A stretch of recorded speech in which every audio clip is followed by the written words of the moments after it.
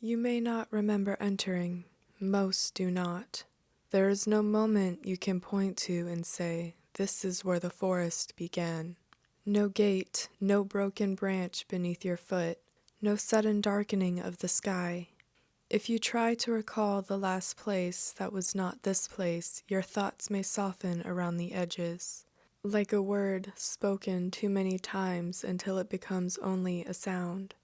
This is all right. The wood does not require an arrival. It does not open itself, it does not close behind you. It simply continues, and at some point you are within it. Let your breathing settle into something unremarkable. Nothing deep, nothing deliberate. The forest prefers what is unforced. Look around you, or rather notice that looking is already happening. The trees do not stand in rows. They do not announce themselves as trunks or branches or roots. They appear the way thoughts do when you are nearly asleep, fully formed but uninterested in being examined. There is no clear line where the forest thickens, no edge where the world gives way and something older begins. If you were to walk outward, seeking the place where the last tree stands apart from the rest, you would find that the distance stretches. Not farther, just longer. Each step would feel complete, and yet the edge would remain gently elsewhere. This is the first thing the forest teaches, though it never speaks it aloud. There is no boundary that can be reached by searching. The ground beneath you is neither soft nor hard. It yields only as much as is required. Moss grows where it wishes, thick in some places, absent in others, as though listening for weight before deciding to appear. You may notice that your feet make very little sound, not because the forest is quiet, but because it is listening. Sound behaves differently here. It does not travel far, it does not echo. It settles. A breath becomes a presence. A shift of weight becomes a small event, noticed and then allowed to pass. Nothing rushes to meet you. Nothing withdraws. The forest does not react. It has already accounted for you. If you are wondering whether you are safe, you may set that thought down. Safety implies danger, and danger implies intent. The forest holds neither. It is old enough that urgency has worn smooth. What remains is attention, steady, unblinking, without expectation. You are not being tested. You are being included. Somewhere above, although above is a suggestion more than a direction, the canopy folds into and onto itself. Leaves overlap leaves. Branches pass one another without touching. Light enters, but it does not fall. It lingers. There are no sharp beams, no sudden brightness. Even illumination feels like too strong a phrase. Instead, there is a dim persistence, as though the day once considered entering fully, and then chose not to disturb anything. Time behaves in much the same way. You may notice that it is difficult to tell how long you have been standing here. Minutes do not announce themselves. Moments do not line up in a useful order. This is not because time has stopped. It has simply stopped insisting. If you listen carefully, and listening here does not require effort, you may become aware of a low, continuous presence. Not really a sound, more like the memory of a sound. A pressure behind the ears, a sense that something vast is holding its breath, not in anticipation, but in contentment. This is the forest at rest. It does not sleep. Sleep belongs to things that wake. The forest only deepens. You may sit if you wish, or remain standing. The wood makes no distinction between postures. Stillness is not measured by the body here, but by the mind's willingness to stop arranging itself. There is nowhere you are expected to go. No task is waiting. No story you must follow to its conclusion. If you are accustomed to beginnings that demand momentum, this may feel unfamiliar. That too is all right. The forest does not begin things, it remembers them. Somewhere, not far or near, a tree shifts its weight. You do not hear it fall, nothing breaks. It is only the quiet adjustment of something ancient, making room for what has already arrived. You may feel, just briefly, the strange sense that the forest has always known, the shape you would take when you stood here. Not you as a name, not you as a history, only the outline of a presence now gently filled. Rest here a little longer. There is no edge waiting to be crossed, no threshold you must step over to continue. You are already within the telling, and the forest is already watching. You may begin to notice that direction feels optional. Left and right remain available, of course. Forward still suggests itself if you allow it, but none of them insist. The forest does not orient itself around movement. It does not privilege progress over pause. If you were to turn slowly in place, not searching, just allowing your body to complete a gentle circle, you might find that nothing rearranges itself to meet your gaze. The trees do not shift, they do not lean closer or pull away. They remain where they have always been, which is to say, where they are. There is a curious kindness in this. So many places demand to be understood at once, demand that you choose a direction, a purpose, a next step. The wood does not. It is content to be incomplete in your awareness. You do not need to take it all in. You cannot. Even the forest does not hold itself all at once. Notice how distance behaves. Objects that appear far away do not grow closer when you look at them more intently. They do not sharpen under scrutiny. Instead, they soften. Edges blur, not into vagueness, but into acceptance. As though the forest were saying quietly, without words, you do not need to see everything clearly. Some things prefer to be known only approximately. If you listen again, you may hear what could almost be called movement. Not footsteps, not a breath, but something subtler. The sound of time continuing without announcement. Leaves do not rustle unless they are meant to. Branches do not creak to draw attention. Everything that moves does so with permission. Everything that remains still does so with purpose. There is no danger in missing something here. Nothing important happens suddenly. The forest has learned patience from watching mountains erode and rivers forget their own paths. It knows that whatever matters will pass near you eventually without needing to be summoned. You might notice that the thought of leaving, if it arrives at all, does not come with a clear image of where you would go. This is not confinement, it is irrelevance. The idea of outside simply does not apply very well at the moment. Not because it does not exist, but because it is not needed. Rest your attention on something small. A patch of moss perhaps, dense and layered, each strand holding a slightly different shade of green. Or the slow curve of a root that has decided over many years to follow the shape of a buried stone. These things are not symbols. They are not lessons. They do not stand in for anything else. They are simply present, and that here is enough. You may become aware of how gently the forest holds your awareness. Thoughts drift, but they do not scatter. They slow.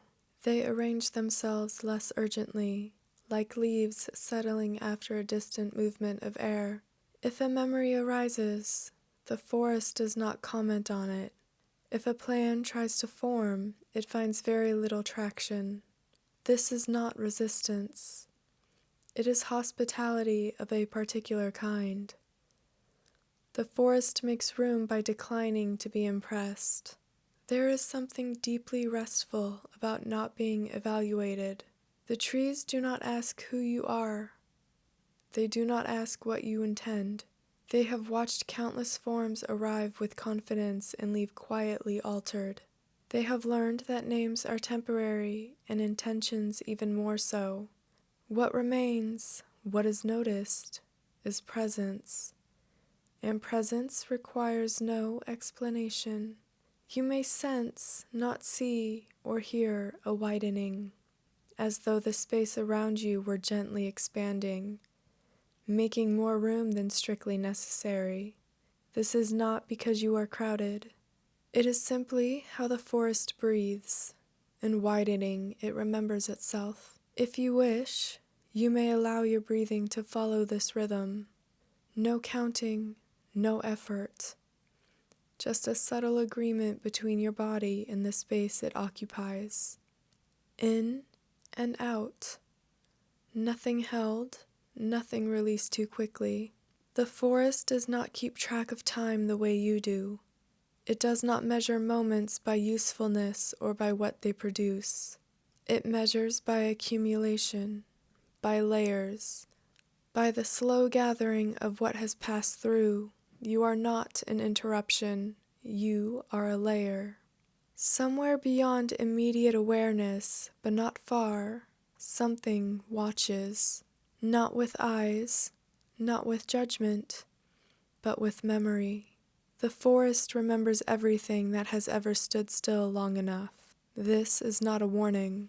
This is an assurance. Nothing that arrives quietly is forgotten. Remain as you are, standing, sitting, drifting. There is no incorrect way to be here. There is no edge you are failing to find, only a deepening sense that searching was never required. At some point, and there is no need to determine exactly when, you may notice a subtle shift. Nothing changes, and yet something settles. It may feel as though the forest has finished adjusting itself around the fact of you. Not in response, not as a reaction, more like the final placement of a stone in a structure that was already complete. You are not the missing piece, you are simply included. If you pay attention to this sensation, do so lightly. The forest does not reward scrutiny. It prefers to be noticed the way you notice the warmth of a blanket, only after you have stopped arranging it. There is a sense, quiet, steady, that nothing about you is surprising here. The sound of your breathing, the pace of your thoughts, the shape of your presence, all of it fits within patterns that have repeated themselves for a very long time. The forest has known wanderers who arrived searching. It has known those who stumbled in without meaning to. It has known those who stood still and those who could not. It does not distinguish between them now. Only this moment matters. You may feel briefly the odd comfort of anonymity, not the loneliness of being unseen, but the relief of not needing to be singular. Here you are not exceptional, you are familiar, and familiarity in the forest is a form of welcome. The trees do not lean closer, they do not whisper, they do not signal approval. Their stillness is not indifference, it is continuity. They have learned that attention does not need to move in order to be complete. If you were to remain here for a very long time, longer than you intend, longer than you can reasonably imagine, the forest would continue exactly as it is. Light would persist in its dim agreement. Moss would thicken or not. Nothing would hurry you along. Nothing would require a decision. This is the part that many find hardest to accept, not because it is frightening, but because it is gentle without asking for anything in return. There is no exchange being made, no test of worth, no silent expectation waiting to be fulfilled. The forest does not offer itself as refuge. Refuge implies pursuit. Here there is only coexistence. You may notice now that the idea of an edge feels increasingly abstract. Not false, just unnecessary. Why search for a boundary when nothing presses against you? Why imagine an exit when nothing urges departure? This is not permanence. It is permission to rest without anticipating the next moment. Somewhere, not above or below, a slow awareness passes through the wood. Not a gaze, more like a recognition that has already occurred. The forest knows that you are here, in the same way it knows that the ground is beneath it, without emphasis, without interest, without forgetting. What am I meant to do now? If this thought arises, you may allow it to dissolve. There is no task that fits this place, only states of being, and even those are optional. Notice how little effort it takes to remain. Your body does this all the time. Your mind is simply remembering how. You may feel yourself drifting slightly, not away, not deeper, just less held together. This is not loss, it is loosening. The forest does not require your attention to be sharp. It welcomes what softens. Stay here or don't. Even that distinction matters less than it once did. You are not being watched in order to be judged. You are being watched because watching is what the forest does, and you are here. There is no edge, there never was.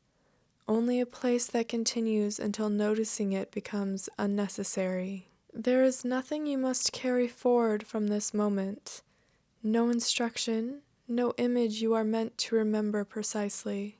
If fragments remain, they will soften on their own. The forest does not insist on recall. It trusts what settles quietly. You may notice that even the idea of being here has begun to lose its edge.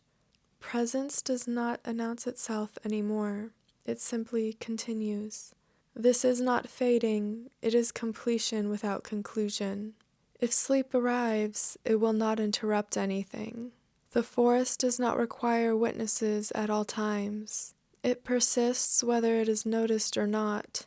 Your rest does not diminish it. It has endured far longer than awareness. Breathing happens, you do not need to follow it. Thoughts pass, less clearly formed now, less interested in direction. This is the forest's preferred state for those who remain a while. Not asleep, not awake, just unresisting. There is no ceremony to mark your staying, no sound to signal acceptance. Nothing has changed except the tension you are no longer holding. Somewhere in the distance, which is not truly distant, the forest continues its quiet work. Roots deepen, moss thickens, light rests where it falls. None of this requires your attention. None of it will be missed. If you wake later and try to recall this place, it may feel indistinct, like a dream you did not need to understand. That is how you will know it has done what it was meant to do. There is no edge to cross when leaving, no threshold to step back over. The forest does not mark departures, it only remains. You may rest now. The wood will always keep watching.